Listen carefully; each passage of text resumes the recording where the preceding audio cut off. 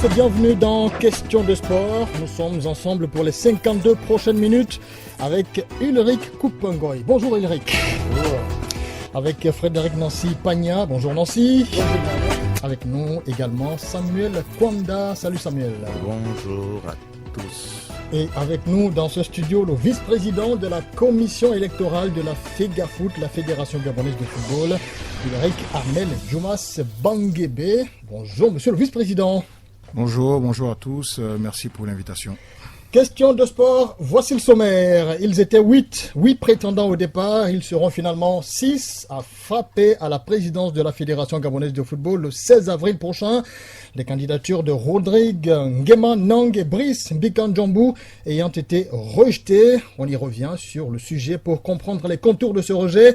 Devoir de pédagogie pour nos auditeurs tout au long de cette émission. Et puis, barrage zone Afrique de la Coupe du Monde 2022, match aller. Cameroun, RDC, Mali, Sénégal et Ghana ont-ils compromis leur admission au Qatar après les résultats défavorables de vendredi? On en parle avant les matchs retour prévus demain mardi. Voilà pour le sommaire. Question de sport, c'est parti.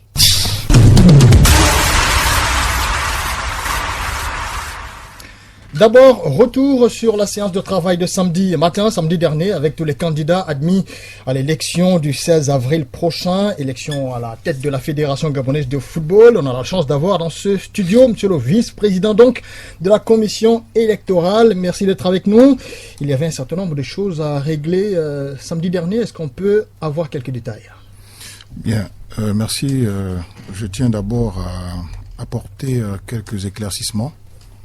Tout à l'heure, vous disiez qu'il y avait 8 candidatures transmises via le secrétaire général auprès de la commission électorale et que finalement, on n'avait plus que 6. Je tiens tout de même à préciser que concernant la liste de M. Brice Ndjambou, Bika, sa liste n'a pas été rejetée. Il est question ici juste d'un rejet de la tête de liste. Et comme le prévoient les statuts et le code électoral, il était question pour les membres de cette liste de présenter une nouvelle tête de liste. Et donc, nous pouvons dire qu'il y a 7 candidatures retenues. Bien, je dis 7 parce que jusqu'ici, nous n'avons reçu aucune lettre d'abandon ou de retrait. Mais jusqu'à quand? Quel est le dernier des... Écoutez, la commission de recours a déjà statué sur le recours de M. Brice Ndjambou. Donc, le recours a été clairement spécifié, à savoir qu'il était question pour cette liste de présenter une nouvelle tête de liste pour continuer à candidater pour l'élection des futurs membres du COMEX de la FEGAFOOT. On y reviendra, mais d'abord, la séance de travail de samedi dernier, comme on l'a dit tout au début, c'était quoi exactement l'objet? Alors, c'était le moment pour la commission électorale de faire le point avec les différents candidats retenus pour cette élection.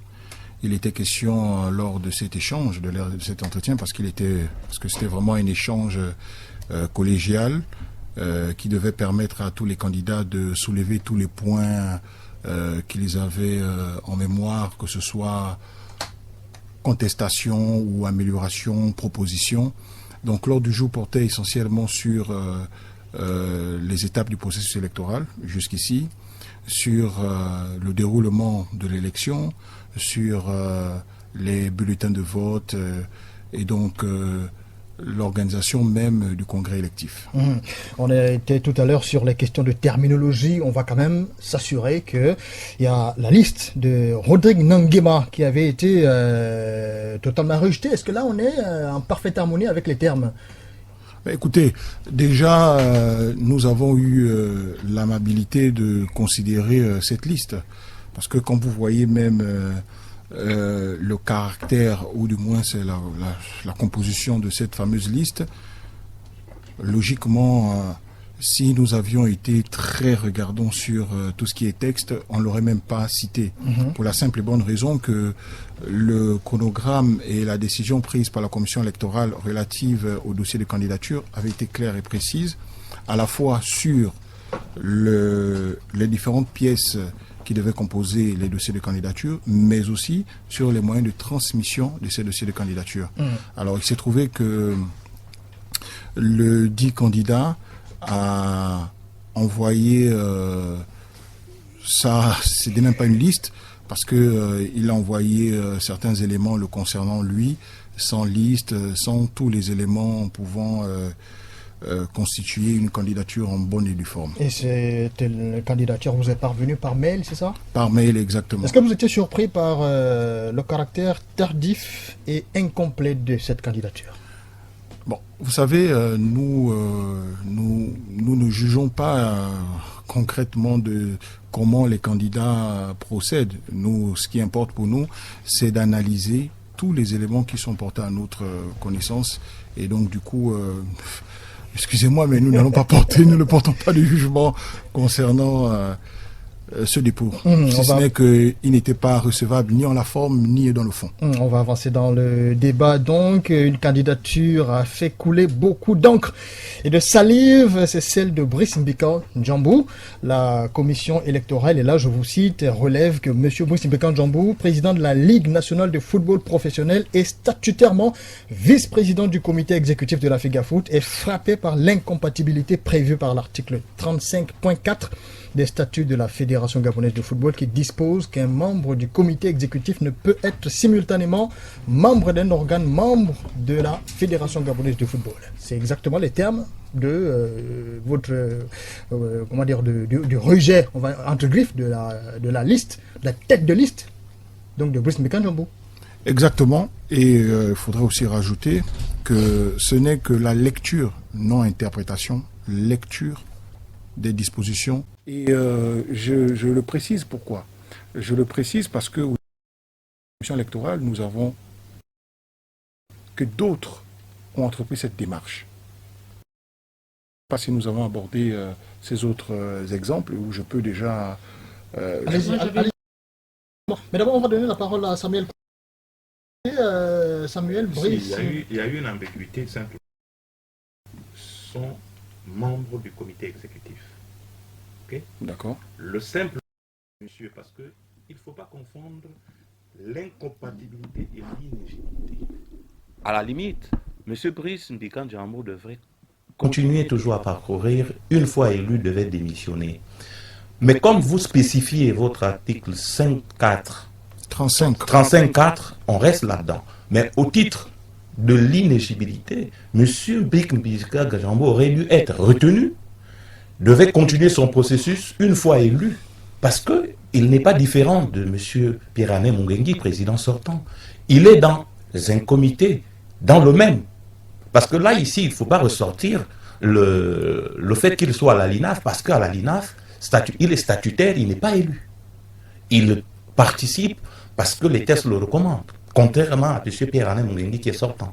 Donc, ici, nous sommes tombés d'accord sur le fait simplement que l'on respecte l'article 35.4, mais au niveau des définitions ici, sportivement, nous ne pouvions pas comprendre que M. Mbika ne soit pas éligible.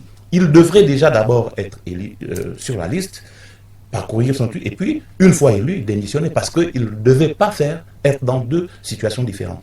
Donc ça, c'est là où exactement le commun des sportifs ne comprend pas. Moi j'ai une préoccupation.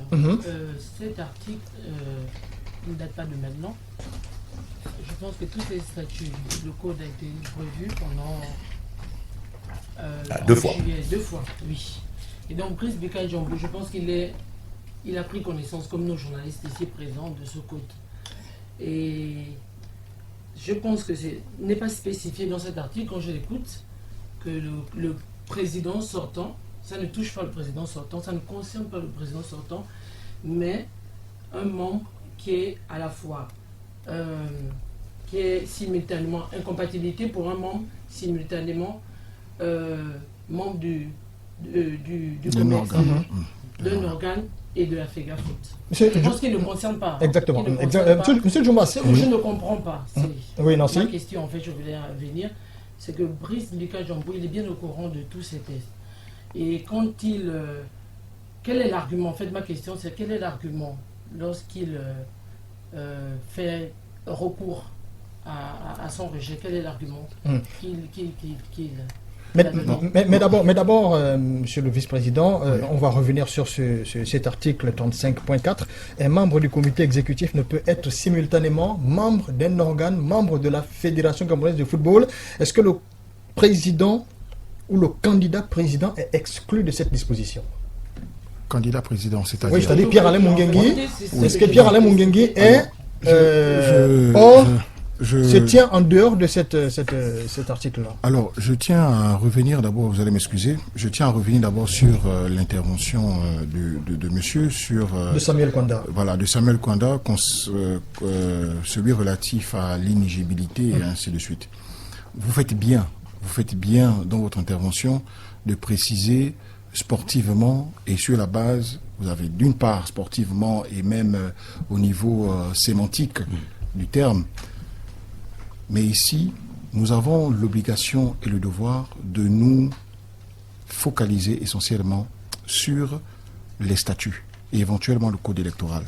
Donc, ce qui peut être concevable ou acceptable selon une interprétation purement,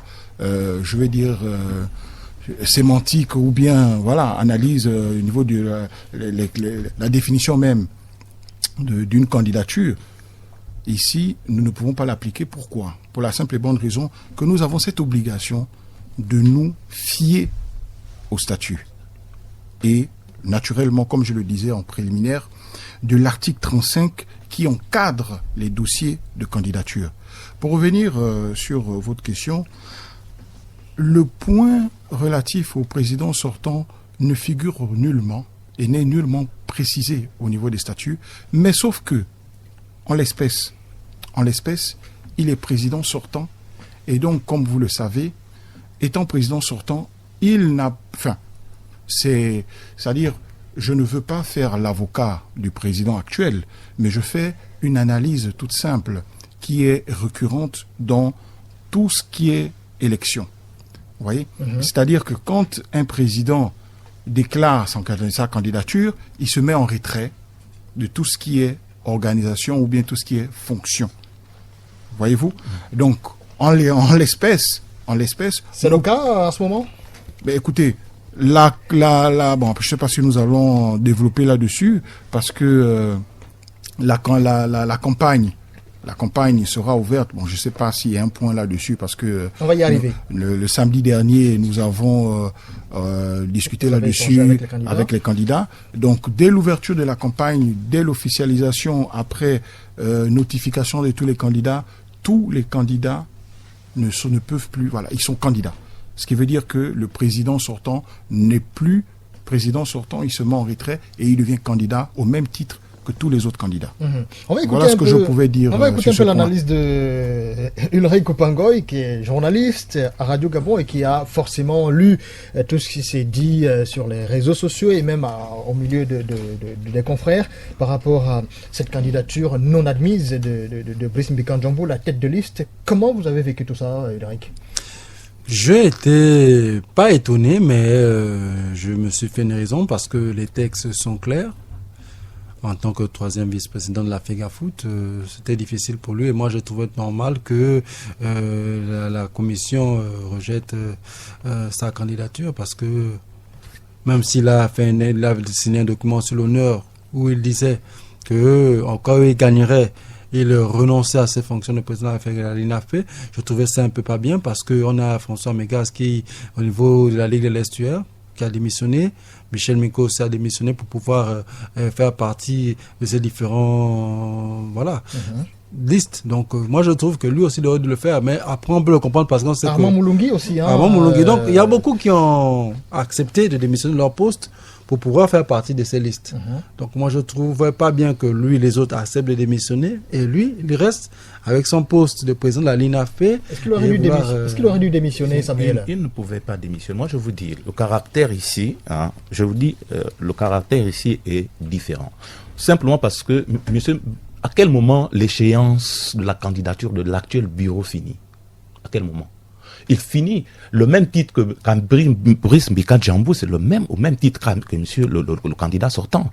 Donc, à quel moment, à quelle échéance?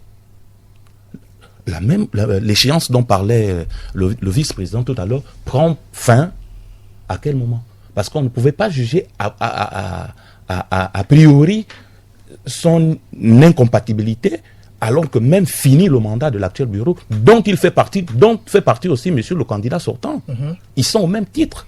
Il y a deux termes qui sont... Excusez-moi, il n'est pas candidat, je me pose la question, quels sont les éléments de contestation de Brice Bika Diambo? Vous allez m'excuser, mais je pense que ça peut faire l'objet des secrets de délibération.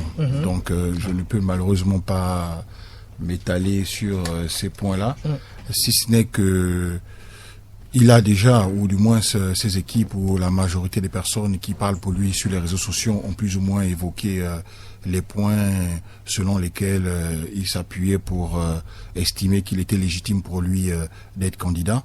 Mais bon, nous, au niveau de la commission électorale, nous allons juste revenir sur l'application des statuts. Des statuts. Et donc, du coup, sans pour toi vouloir rentrer dans, vous voyez, toute mique qu'il y a. Non, nous. C'est pas de la polémique, c'est juste de la pédagogie. Non, c'est normal, c'est normal. Voilà pourquoi c'est normal. Pour sortir d'une telle émission, même ceux qui étaient un petit peu sceptiques peuvent. Bien sûr. Voilà. Nous préférons que l'on nous attaque n'est pas le bon mot, mais je préfère que l'on nous interpelle sur la non prise en compte de certains articles du code électoral ou des statuts. Voyez-vous? Parce que là au moins, nous pourrons vous dire effectivement, nous n'avons pas pris tel ou tel article parce que, mais rentrer, il est bien effectivement de pouvoir expliquer comme ça à un plus grand large public que s'ils avaient connaissance de ces statuts, ils comprendraient d'eux-mêmes que tout ce qui se dit n'a pas un fondement juridique dans le cadre de l'élection qui réunit les acteurs du football actuellement. Cela peut se faire dans un autre cadre, tel que l'a dit le journaliste, mais ici, présentement, cela ne s'y est pas, selon la commission électorale. Allez, on va passer à... On n'a pas l'impression qu'il y a un vide, parce que quand on prend un peu les éléments relevés par Samuel, sur le délai de fin du mandat de ce bureau fédéral, et donc de la démission du président sortant, est-ce qu'il n'y a pas un vide au niveau de la commission? Écoutez, l'organe suprême au niveau de la Fédération gabonaise de football, c'est le Congrès. C'est le Congrès. Ce qui veut dire que tous ces points relatifs à l'organisation de l'élection, toutes ces insuffisances et incompatibilités devraient faire l'objet d'amendements lors des congrès ordinaires ou extraordinaires de la FEGAFOOT. Bien sûr. Vous voyez? Oui. Nous avons été élus lors du congrès ordinaire de juillet 2021. Alors, ces points n'ont pas été... Parce que les acteurs en question, pour ne pas le citer, il était présent. Vous voyez? Ces points n'ont pas été abordés. Ces points n'ont pas été soulevés. Alors, comment voulez-vous qu'à la veille d'une élection, l'on revienne maintenant discuter sur la non prise en compte ou la mauvaise lecture d'un statut qui, je vous le rappelle, a été adopté depuis novembre 2013. Ce sont les mêmes statuts. Ça va faire 10 ans bientôt. Vous comprenez que, bon, nous, comme je disais tout à l'heure, la commission électorale n'est pas là pour apprécier les réactions des uns et des autres. Nous, tout ce que nous faisons, c'est lire les textes et nous atteler à ce que tous les candidats se reconnaissent dans le processus qui est en cours.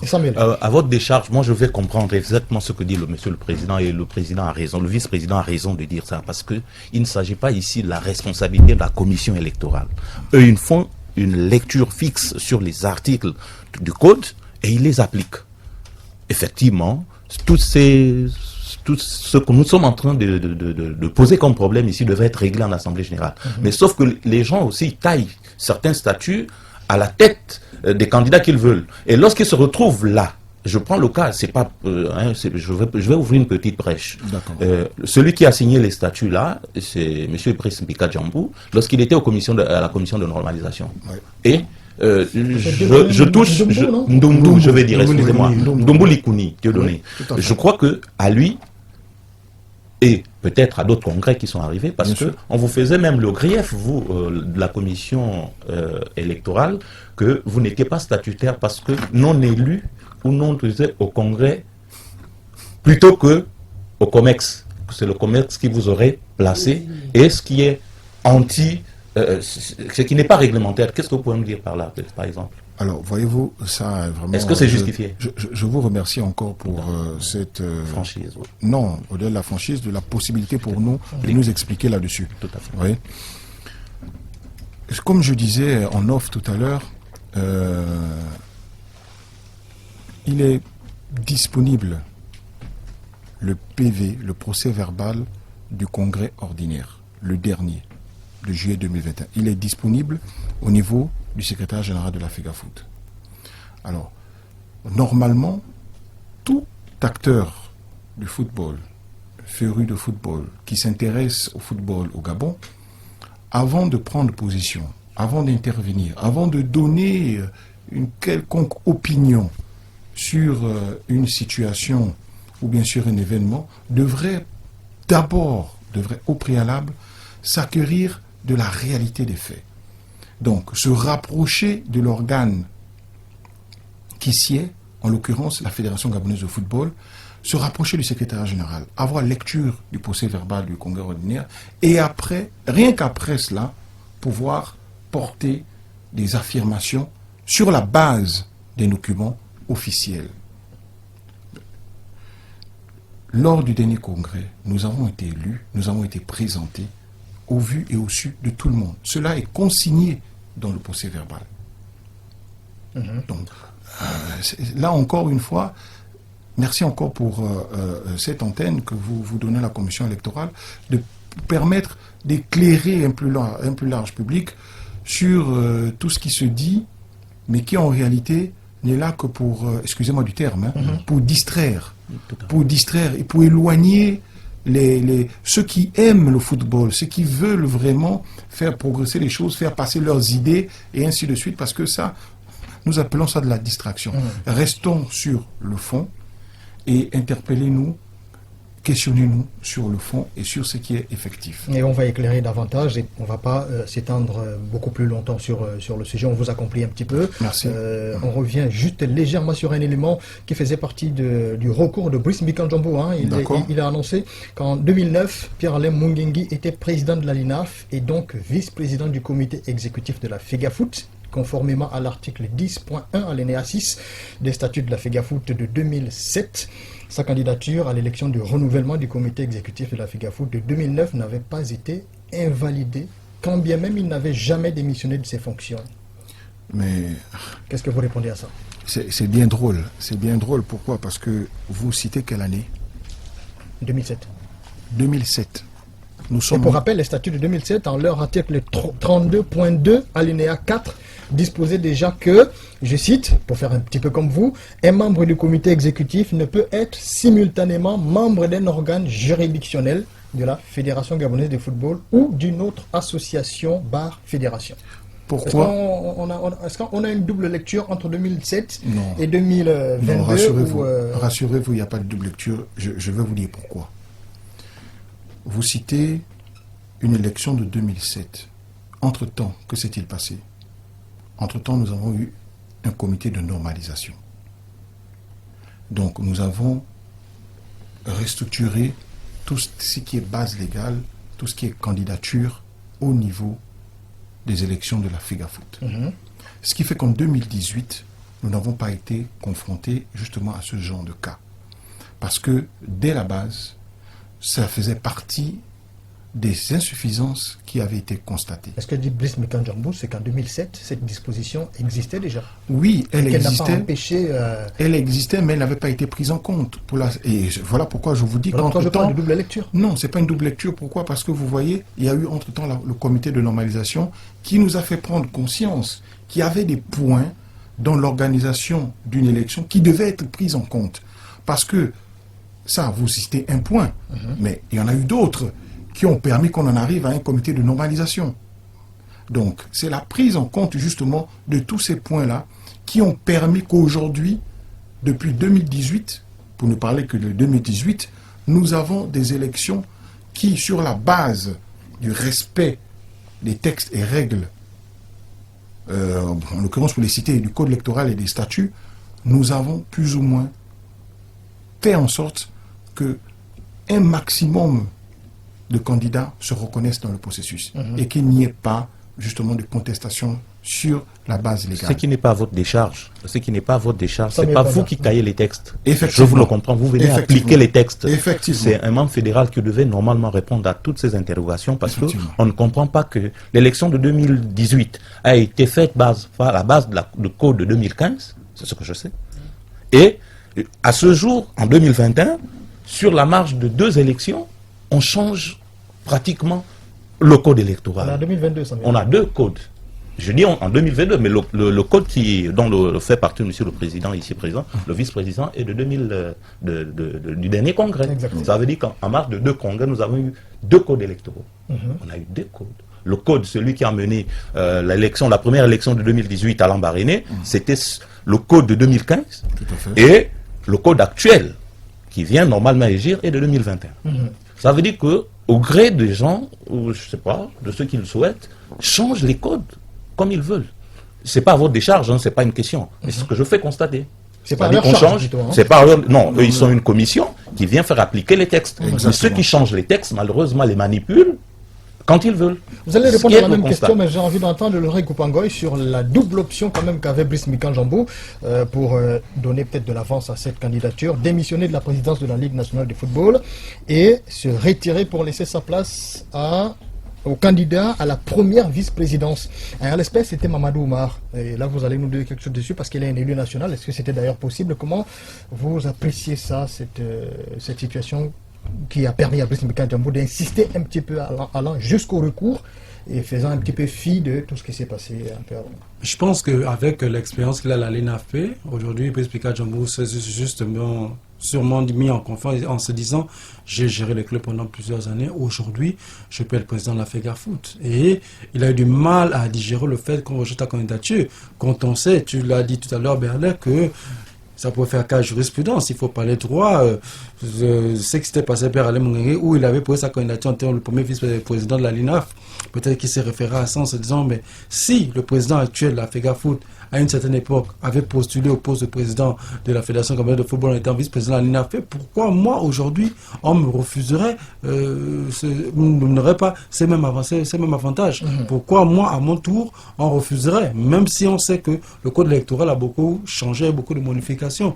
Donc, moi, aujourd'hui, je peux comprendre Brice Mikan-Jambou qui estime, il est quand même 3e vice-président avec FEGAFOOT, il voit comment ça se passe et il se dit qu'il a les épaules pour pouvoir diriger cette fédération. Donc pour moi, je trouve qu'il a bien fait d'insister, même si aujourd'hui il ne doit plus être candidat. Et comme sa liste est toujours présente, qu'il passe le flambeau à l'une des personnes qui est dans sa liste, pourquoi pas, pour perpétuer, s'il avait une vision, peut-être que celui qui a été avec lui et dans cette liste pourra continuer la vision qu'il avait. Et l'une des personnes, c'est pour être Mamadou Oumar, élu national. Est-ce qu'il n'y a pas incompatibilité pour récupérer un petit peu les mots de Samuel Kwanda entre incompatibilité et inéligibilité? Est-ce que vous pouvez nous situer un petit peu, Monsieur le Vice-président? Écoutez, sur ce point-là, nous avons déjà statué, nous avons statué en assemblée plénière, ce qui veut dire que si son nom ne figure pas parmi les candidatures rejetées, c'est qu'il répondait bien aux conditions, aux critères d'éligibilité, tout simplement. Simple question. Combien de temps, c'est la question que vous avez posée au président en début, mais il n'est pas allé à la fin. Combien de temps lui reste légalement, s'il faille que la liste aille, en changeant effectivement de temps. Combien de temps leur reste à pouvoir, en changeant la tête? Combien de temps leur statutairement ou réglementairement? Écoutez, en réalité, il avait les 2 jours du recours. Il a reçu, il a été notifié sur la décision de la commission de recours. Aujourd'hui, tout ce que nous attendons, c'est juste qu'il nous présente, ou du moins ce que la liste nous envoie, la tête de liste désignée. Nous, pour le moment, nous considérons que la liste est toujours ouverte et elle est toujours dans le processus, dans le circuit, dans le processus électoral. Malheureusement, samedi dernier, il n'y a pas eu de représentants lors des échanges avec les candidats, mais jusqu'à ce que, comme je disais tantôt, jusqu'à ce que nous recevions une lettre d'abandon ou de retrait, pour nous, il est toujours candidat. La liste est toujours, toujours dans le processus. Merci. Non, je pensais au retrait de la caution. Peut-être pour... 1 million quand même, hein. Mais écoutez, C'est vrai, disons-le. non, ben bon, disons aussi que ce sont les règles du jeu. Vous voyez, nous avons mis des critères pour candidater. Cela dépendait de chaque candidat de pouvoir candidater ou pas. Et donc, du coup, la caution faisait partie des éléments à remplir. Et comme nous l'avons mentionné, les non remboursables. Bon, je ne vais pas citer les exemples dans d'autres pays, mais en restant seulement chez nous, nous dirons tout simplement que la règle, elle est pour tout le monde. Voilà. Moi, j'ai même envie de dire que le Gabon, il est en retard en matière de caution. Lors d'une élection au Cameroun à côté, on voit que c'est quand même 2 millions. Mais remboursable, si vous faites les 20%, lors du vote, en Côte d'Ivoire, on a 5 millions. On est quand même en retard. Elle existait déjà, même si elle n'était pas appliquée. Bon, donc, pour répondre un peu à la question de Samuel, j'ai envie de dire que dans le processus, je veux dire qu'aujourd'hui, la commission essaie d'appliquer les règles. Contrairement à avant. Il y avait un peu plus de laisser aller. Tout à fait. L'autre entorse, c'est le fait de... L'on ne sache pas, le collège électoral, là aussi il y a un vide juridique. Ça veut dire qu'on ne connaît pas qui va voter. Contrairement au Cameroun, comme disait Nancy, est-ce que vous avez déjà, vous, à votre décharge, reçu la liste de ceux qui vont voter? Et quels sont les critères? Ou bien vous les attendez, vous attendez que cela revienne du secrétariat général de la fédération? Écoutez, vous allez m'excuser, mais je vais revenir sur le mot que vous avez employé, entorse. Parce que entorse sous-entend violation d'une disposition ou non-respect d'une disposition. Les différents textes exigent à la commission électorale de transmettre aux différents candidats la liste des délégués. Lors des échanges que nous avons eus samedi dernier avec les candidats, il a été justement question de cette liste des délégués. Et comme l'a rappelé votre collègue ici, il y a parmi justement ces délégués un qui était candidat dans une liste et donc ayant démissionné, vous voyez, là je prends un exemple. Tout à fait. Je prends un exemple. Ayant démissionné, naturellement, cette association, pour ne pas la citer, va restructurer, va changer justement. Donc du coup, nous n'avons pas pu transmettre cette liste aux candidats le samedi dernier. Mais par contre, lors des échanges, nous sommes tombés d'accord, parce que comme je vous disais, c'était un échange collégial. Nous sommes tombés d'accord sur le principe et la date arrêtée, qui est celle de lundi. Lundi, en soirée ou plus tard, ils recevront la liste des délégués. Il vous a fait le reproche, vous allez me confirmer ou pas, hein, que vous allez à votre deuxième mandat, à fait de la commission. Votre commission a été à l'embarrassé. Oui. Statutairement, elle n'aurait pas dû remplir 2 fois. Selon les dispositions de la FIFA. Ah. Selon les dispositions de la FIFA. Et comme la fédération, ça rime complètement tous ces textes à ceux de la FIFA, est-ce que vous avez cette nouvelle, puisque, normalement, les membres sont seulement changés de tête. Hein. Je crois que c'est vous qui étiez président lors de Alain Baréné, et que aujourd'hui c'est maintenant un autre qui est président. Mais pratiquement c'est la même commission. Est-ce que vous avez rempli monsieur le vice-président? Est-ce que c'est pas pour la deuxième fois que vous conduisez votre mandat?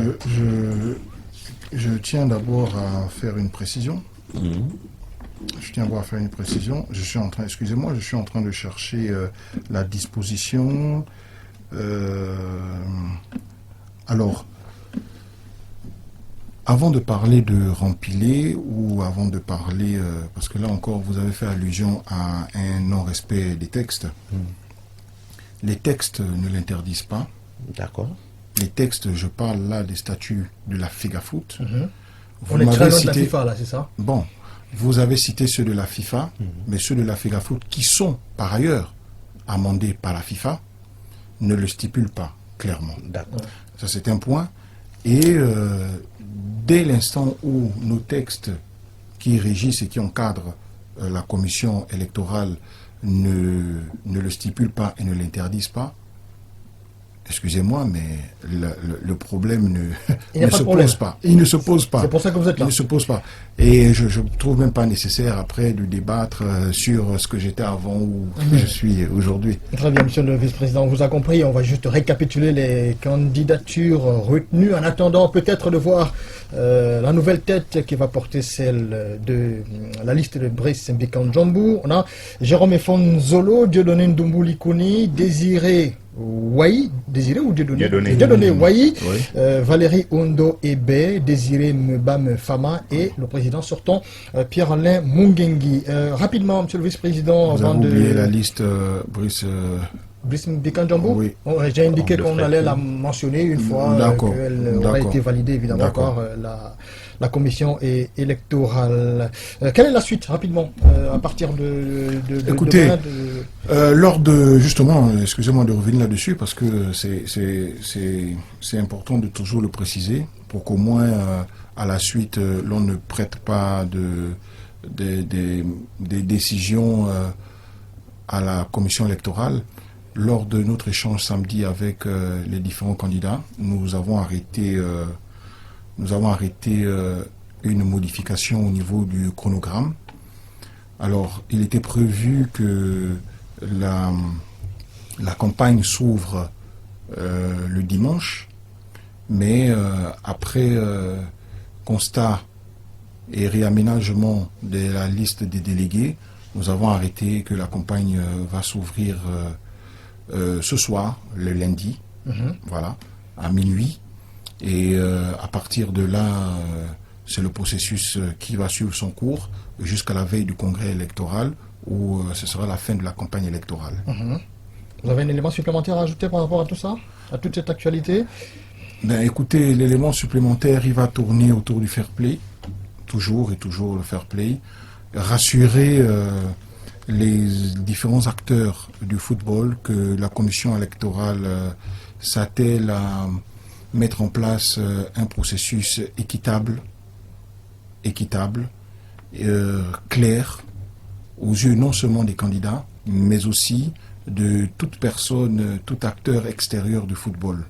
Et aux uns et aux autres candidats de faire preuve de fair play, non seulement lors de à la fin du congrès électif, mais d'ores et déjà même lors de la campagne électorale, qu'ils se focalisent beaucoup plus sur leurs projets et voilà, qu'ils permettent aux délégués de mieux apprécier les projets qu'ils ont pour le football gabonais et de respecter tous les autres candidats. Et nous espérons, parce que nous mettons tout en œuvre, pour que ce processus électoral soit une fois de plus apaisé et surtout validé, parce que, comme vous le savez déjà, il y aura un représentant de la FIFA qui sera là. Et donc, nous tenons à ce que tout se fasse dans les normes pour que rien ne soit mis en grief à l'encontre de la commission électorale. Et pour que seul le football sorte gagnant, le football Tout à gabonais. fait, le football gabonais, Processus, bien sûr. Merci, monsieur Ulrich Merci Ahmed à vous, Djoumas merci à Banguébé, vous. d'être passé nous voir avec tous les détails nécessaires autour de l'élection à venir au comité exécutif de la Fédération gabonaise de football. Je rappelle qu'elle aura lieu, cette élection, le 16 avril. C'est dans tout juste un peu plus de 3 semaines maintenant. Exactement. On va vous libérer parce que vous avez une actualité très importante à partir de maintenant. Tout à fait. Vous allez rejoindre David Maguena dans les coulisses. Place au football sur le terrain. Barrage aller, zone Afrique de la Coupe du Monde 2022. Option importante pour les nations qui ont joué à l'extérieur. Mais attention, rien n'est encore joué. C'est ce mardi que la sentence sera prononcée sur les différentes pelouses avec les matchs retour. Et ça, le mérite qu'on s'y attarde un petit peu dans la deuxième partie de cette émission. C'est parti.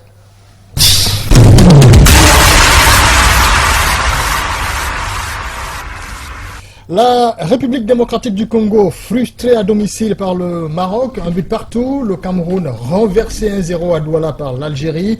Le Mali se saborde du côté de Bamako face à la Tunisie 1-0 pour les Aigles Carthage. 0-0 entre le Ghana et le Nigeria du côté d'Accra. Et puis avantage à l'Égypte dans le duel face au Sénégal. 1-0 pour les Pharaons. Le retour à Dakar promet des étincelles. On imagine déjà l'ambiance. Commençons par le Cameroun, messieurs et dames. Les Lions battus à Douala vendredi. Frédéric Nancy-Pagnan. C'était la première de Rigobert Song. Oui, c'était la première défaite de Rigobert Song. En fait, je rigole parce que je pense à la blague à la sortie de Vincent Boubacar qui disait que quand on parlait du rachat de l'Algérie, qui disait que ça ne se passera pas chez eux. Juste à la veille du match. Juste à la veille du match. Et donc, finalement, ils ont été pas surpris, mais je vais plutôt parler du rachat de cette équipe algérienne qui revient bien. On a eu l'impression pendant cette CAN que c'était la malédiction de la grande équipe africaine. Et donc, cette victoire, c'est pour rassurer les Fennecs, rassurer les Algériens que leur équipe est toujours aussi forte et que on doit compter sur elle. C'est sûr qu'elle est vraiment à un pas du mondial. Premier pas de Rigobert Song. Oui, mais surtout, moi, c'est surtout c'est pas encore raté. C'est simplement, bon, match perdu. Ils sont pas un match perdu, mais je pense à l'élection de Samuel Eto'o, mon homonyme. Je pensais que sa venue, son élection à la tête de la fédération aurait dû bouger les lignes. Malheureusement, il commence mal parce qu'avec l'élimination à la CAN et puis ensuite ce faux pas, on l'espère qu'au match retour, ils feront mieux que là. Et surtout aussi, le changement de chaise aussi à la tête de la direction technique, disons, du sélectionneur, monsieur Rigobert Song, que j'ai vu rentrer sur le terrain en triomphe comme s'il avait déjà gagné, parce que j'ai vu sur les réseaux sociaux qu'il est rentré vraiment en courant comme un joueur, jubilé et tout. Bon, malheureusement, ils ont été pris sur le piège algérien. Et puis, bon, écoutez, moi je suis un peu déçu du fait que c'est l'un des représentants de l'Afrique centrale qui reste sur la liste. Et puis que l'Afrique centrale ne soit pas représentée en Coupe du Monde. Bon, donc on croise les doigts pour le match retour. Pour le match retour. Et le Cameroun peut-il se relever au match retour? Ça va être difficile. Ils vont jouer à l'extérieur. Les Fennecs d'Algérie, d'abord, c'est une équipe qui a toujours été bien en place. On se souvient très bien que ils ont été champions d'Afrique il y a quelques années. 2019. Voilà, et on sait qu'ils sortaient de la Coupe du Monde arabe lorsqu'ils devaient disputer cette Coupe d'Afrique. Donc, ils étaient un tout petit peu émoussés. Et puis voilà, ils ont eu beaucoup de peine à jouer cette CAN. Ils ont été éliminés avec la manière. Donc, c'est une équipe qui se refait. Et je pense qu'ils ont un objectif aujourd'hui, les hommes de Belmadi, c'est de partir en Coupe du Monde. Donc le Cameroun aura fort à faire. Il faudra que les Lions indomptables sortent un grand football parce que cette formation des Fennecs, sur leurs installations, c'est pas facile qu'on les batte. Et ce sera du côté de Blida, je crois, le match là va se jouer. Et donc ça va être peut-être une véritable chaudière autour de cette sélection camerounaise. Le sélectionneur Belmadi avait d'ailleurs indiqué que si je venais à échouer du côté de Douala, je prendrais mes responsabilités comme s'il était en train de jouer sa dernière carte à la tête de cette équipe algérienne. Je pense que l'opération rachat c'était aussi pour Belmadi qui a raté complètement. Qui a tout de réparer ses errances de la CAN. Son message ne passait même pas pendant la CAN. Les joueurs n'avaient pas l'écouté. Ils sont complètement passés à côté de ça n'allait pas du tout. La RDC. Oui, je m'étais foulé là tout à l'heure en disant que le Cameroun était le seul pays de l'Afrique centrale. J'avais oublié qu'effectivement il y avait la RDC qui a fait vraiment un match épique. Des matchs que j'ai suivis, vraiment c'était des matchs, malheureusement ils se sont fait aussi prendre au piège. Bon, un match nul. Là, puisque en Afrique, nous n'avons pas encore enlevé le but à l'extérieur, donc ça va pas être dans le cas de l'Europe où ils ont enlevé le but à l'extérieur, donc il suffit que et le Cameroun et la RDC aillent marquer plus de buts que leurs adversaires pour vraiment se qualifier. C'est le souhait.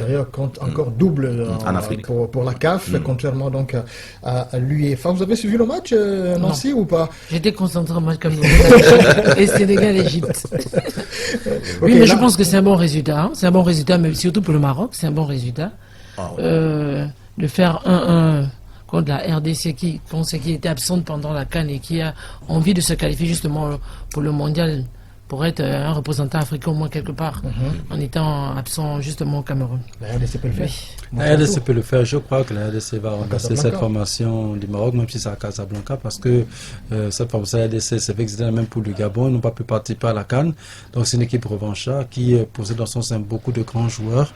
Je pense qu'ils peuvent véritablement faire la différence face à cette formation marocaine qui, bien que talentueuse, a quand même quelques failles. Je pense vraiment que la République démocratique du Congo peut faire la différence du côté de Casablanca et se qualifier pour la Coupe du Monde. Ce serait bien pour l'Afrique centrale. Ça va être difficile. Il y avait deux aigles du côté de Bamako. Ah oui, là je vais avoir mon pari parce qu'au quartier, lorsque je rentrais hier, je disais à mes amis que ce serait la revanche de la finale de la Coupe d'Afrique. Et j'ai dit que c'était pas évident que le Sénégal gagne. On était encore au Mali. Au Mali. On est encore au Mali. Ok, d'accord. Le Mali, c'est un match qui est passé dans les canaux dans lesquels je suivais les chaînes. C'était difficile de trouver le match du Mali parce que ça se jouait simultanément avec le match dont je fais allusion. Peut-être voilà pourquoi. Oui. Mali, ça s'est joué à la même heure. Voilà, je crois que c'était un 0-0. Mali, la Tunisie a gagné 1-0.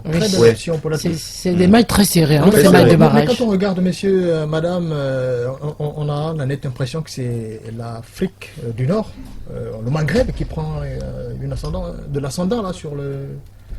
Oui, après la CAN, oui. C'est-à-dire que... Tunisie, Maroc, et puis on va y arriver tout à l'heure. Mais c'est le plat qu'on nous présente même au niveau des clubs. Lorsque on arrive en finale, généralement, il y a plus de clubs maghrébiens que les clubs au sud du Sahara. Oui, c'est un peu une sorte de dessin petit temps. Donc, c'est l'image que ça risque de nous présenter pour les qualificatifs. Ce qui est mauvais pour nous, l'Afrique centrale ou l'Afrique subsaharienne. Donc, bien, vivement que vraiment il y ait double espoir. C'est aussi la qualité des championnats en Afrique du Nord, vraiment, que ce soit au Maroc, que ce soit en Tunisie. Tout est professionnel. Tout est professionnel, bien structuré. Même nos nationaux, quand ils vont jouer là-bas, ils sont dans les meilleures conditions. C'est normal qu'aujourd'hui, ces pays d'Afrique du Nord, que ce soit la Tunisie, le Maroc, l'Égypte, aient ce genre de résultats parce que c'est vraiment professionnel. C'est du football du haut niveau par rapport à nous, un peu au Gabon et un peu partout ailleurs. Donc il faut comprendre que c'est normal que ces joueurs... ce n'est que justice, même si on a envie de voir aussi d'autres la majorité joue au pays. On a envie de voir d'autres nations mondiales, on a envie de voir le Mali, par exemple, au mondial. Mais ça, on va arriver à Égypte-Sénégal dans un petit moment, mais d'abord, le Nigeria qui est allé faire match nul 0-0 du côté d'Accra. La bonbonnière, là vraiment il y avait du monde, et puis le match était très fair-play. Du côté d'Accra. J'ai suivi du côté d'Accra, ah oui, le stade était prêt à craquer. Et puis à la fin, j'ai suivi vraiment très fair-play, les joueurs sont embrassés, évidemment, bon c'est un match nul. Mais là c'est un match, le match retour se rejoint sur un coup de dé. Le match était d'un niveau appréciable. C'est vrai que pendant la CAN, on voyait le Nigeria aller beaucoup plus loin. Leur élimination avait d'ailleurs été... Je crois qu'il y a eu une transition au Nigeria. Je crois qu'entre des jeunes qui mettent et des anciens, la mayonnaise n'a pas encore pris. Voilà. Donc ils sont encore en train de revoir de prendre leur marque. Et puis, bon, peut-être c'est une équipe qui va revenir dans bientôt, quoi. Mais j'ai vu quand même qu'ils ont fait jeu égal avec le Ghana. Très bien. Et puis Égypte-Sénégal, non, c'est pas bien. Belle revanche de l'Égypte sur la finale perdue face au Sénégal du côté du Cameroun. Oui. Avec un but de Mo Salah.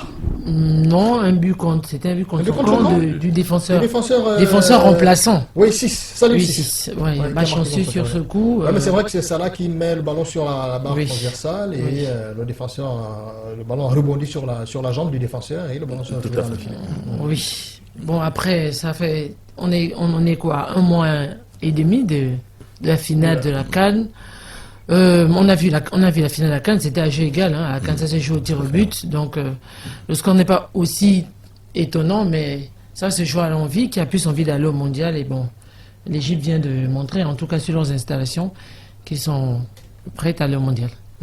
Oui. Non, ils vont aller au mondial, c'est sûr. Ah, vous êtes sûr là, Samuel? Oui, parce qu'ils ont un peu plus envie maintenant. On voit un peu l'équipe du Sénégal qui m'aurait un peu fatigué. Non, oui, c'est la manière de gérer vraiment cette pression ou cette décharge qu'ils ont eue pendant la CAN. Je les vois vraiment un peu lourds. Je les ai vus lourds, même si le match était vraiment truc, mais par rapport à l'Égypte. Et puis il y a eu cette petite roublardise qu'ont les Maghrébins, toujours quand ils ont envie de jouer. Et je vois qu'au Sénégal, ça va être difficile. Ça va être difficile, pas impossible. mais je vois l'avantage pour moi pour l'Égypte. Ulrich, est-ce qu'il y aura cette roublardise-là multipliée par 2? Parce qu'on connaît les Nord-Africains, on connaît les Maghrébins, qui passent souvent un peu plus de temps allongés sur la pelouse, à grignoter du temps. À mettre la pression sur l'arbitre. À mettre la pression sur les arbitres. Est-ce qu'au match retour, on va être servi?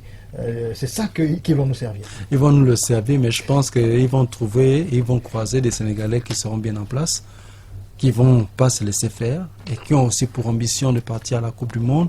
On sait que cette formation vient de gagner sa première CAN, donc ils sont vraiment en confiance. Et c'est qu'Aliou Cissé va mettre la meilleure équipe sur le terrain pour pouvoir répondre aux velléités offensives égyptiennes. Pour moi, je me dis que c'est un match à jeu égal, mais je suis sûr que le Sénégal va faire la différence et va battre cette formation égyptienne. Les matchs retour, c'est donc demain mardi. Demain mardi. Voilà. Après cette phase, on tiendra les 5 représentants africains à la Coupe du Monde au Qatar. Vous avez des préférences sur les 10 dernières équipes? Préférence, nous souhaitons simplement que les équipes qui vont représenter l'Afrique un bon représentant, soient des bons représentants de qualité. Voilà. Parce que généralement, ce qui est mauvais souvent, je crois, en dehors de l'Algérie, est-ce qu'il y a une équipe africaine qui a atteint le plus de 8e de finale, comme l'avait fait le Cameroun? Oui, le Cameroun et le Ghana. En quart de finale. Voilà. Non, nos amis du Maghreb, je crois qu'ils ne sont pas encore arrivés. Non, pas encore. Voilà, c'est ça. C'est-à-dire que le fait qu'ils soient des maîtres chez nous en Afrique ici, il faudrait vraiment qu'ils aillent le montrer en Coupe du Monde, qu'ils puissent normalement égaler, dépasser le Cameroun et le Ghana. Oui, voilà. C'est le souhait. Tout à fait. C'est pas de taper les enfants à la maison et puis à l'extérieur. Il faut dire quand même que la Coupe du Monde, c'est du très très très haut niveau, avec des équipes de très haute facture. C'est pas facile la Coupe du Monde, mais on espère qu'au moins une fois, d'ici peu de fois, pas cette Coupe du Monde au Qatar, qu'on va au moins cette fois-ci accéder, pourquoi pas en demi-finale. C'est un souhait, je pense qu'une nation africaine peut le faire, c'est pas impossible. Et attention, Samuel le disait tout à l'heure, en Afrique, et contrairement à l'UEFA, donc à l'Europe, la règle du but à l'extérieur compte dans ces barrages. Il s'agit donc d'encaisser le moins de buts possible à domicile, car chaque but marqué à l'extérieur comptera double pour l'adversaire. On suivra ça évidemment avec beaucoup d'attention dès demain pour découvrir l'identité des 5 représentants africains à la prochaine Coupe du Monde, qui va se dérouler du côté du Qatar. Question de sport, c'est terminé pour aujourd'hui. Il y avait autour de moi l'excellent Samuel Kwanda. Il n'aime pas quand je dis ancien arbitre, mais bon, il aime peut-être quand je dis observateur méticuleux de la vie sportive nationale. Voilà, Frédéric Nancy Pagnan de la rédaction sportive de Radio Gabon, autant que Ulrich Pangoy qui lui aussi nous accompagne chaque jour dans la rédaction sportive de Radio Gabon. En première partie, on avait Ulrich Armel Joumas Banguébé, vice-président de la commission électorale à la Fédération gabonaise de football, qui nous a donné quelques détails sur l'élection à venir, élection prévue le 16 avril prochain. 6 candidats en course avec un 7e potentiellement, parce que la candidature de Brice Mbeka-Ndjambou est toujours attendue avec une nouvelle tête de liste, bien sûr. Merci messieurs et dames d'avoir accepté de porter votre regard sur l'actualité sportive du moment. Merci à toute l'équipe technique autour de Herman Makita. On remercie toute l'équipe éditoriale autour d'Hervé David Maguena. Je suis Berlek Lekobat, merci de nous avoir suivis et à très vite, j'espère, pour d'autres questions sur le sport. Salut. Tu sais, au début, en fait,